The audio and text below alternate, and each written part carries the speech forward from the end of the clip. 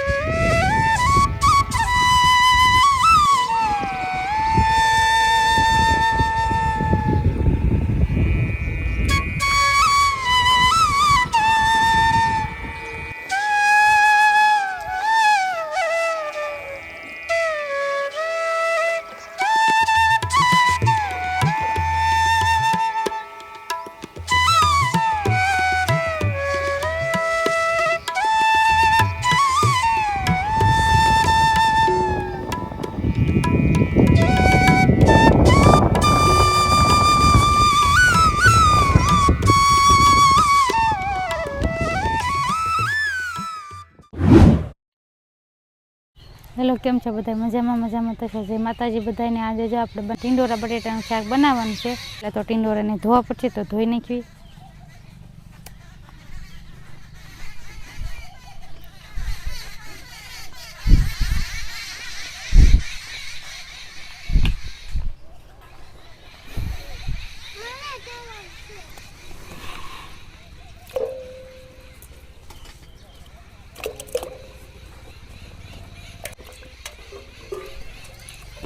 મહુભાઈ જેનુબેન બે ધોવે છે. કા ટીંડોરા ધોશે કેતા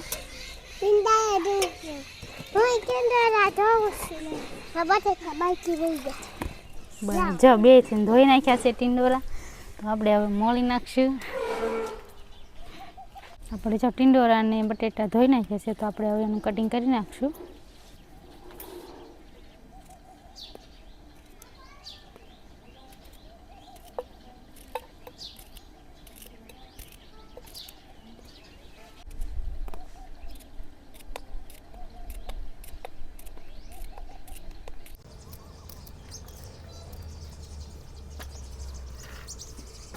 બટેટાનું કટિંગ કરી નાખ્યું આપણે. ઝીણું ઝીણું કટિંગ કરવાનું.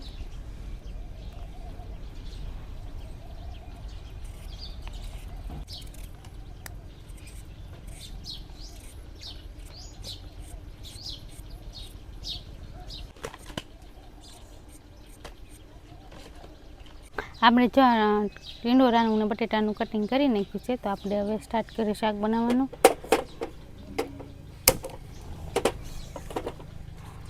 લોહી મૂકી દઈશું. તો આપણે જો તેલ નાખી દઈશું. લોહી ગરમ થઈ ગયું છે તો તેલ નાખી દઈએ. તેલ આવી ગયું છે તો આપણે રાઈ નાખી દઈશું. પાણી નાખી દીધું જેથી તે બટેટા ધોવાઈ જાય. તો આપણે નાખી દઈશું ટીંડોરા અને બટેટા બે.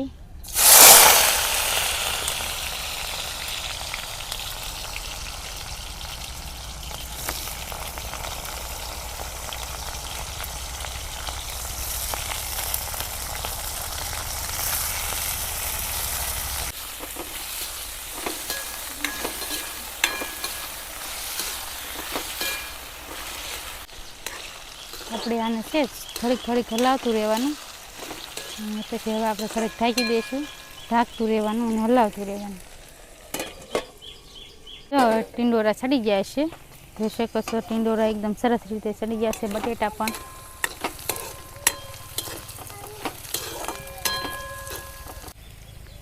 આપણે તો મીઠું નાખી દઈશું. ગૌદર નાખી દઈશું. હિંગ નાખી દઈશું. અને આ લસણમાં ભેળવેલું મરચું નાખી દઈશું.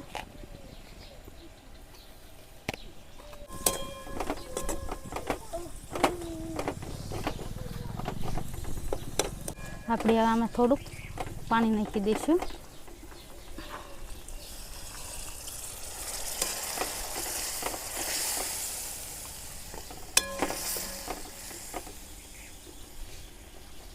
હવે આપણે આને 5 મિનિટ માટે ઢાંકી દઈશું. તો આપણું શાક બનીને કમ્પ્લીટ થઈ ગયું છે. જોઈ શકો છો એકદમ સરસ મજાનું શાક બન્યું છે. કોને ટીંડોરાનું શાક ભાવે છે કમેન્ટમાં કહેજો. અને આવી રીતના એક વખત ઘરે જરૂર ટ્રાય કરજો. એકદમ સરસ લાગે છે. લીંબુનું શીર દઈશું એટલે સ્વાદ સારો આવે.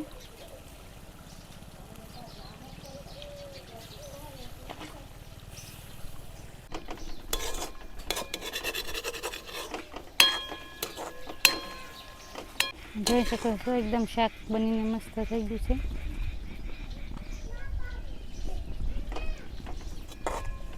તો હવે આપણે ગેસ બંધ કરી દઈશું. નીચે ઉતારી દઈશું.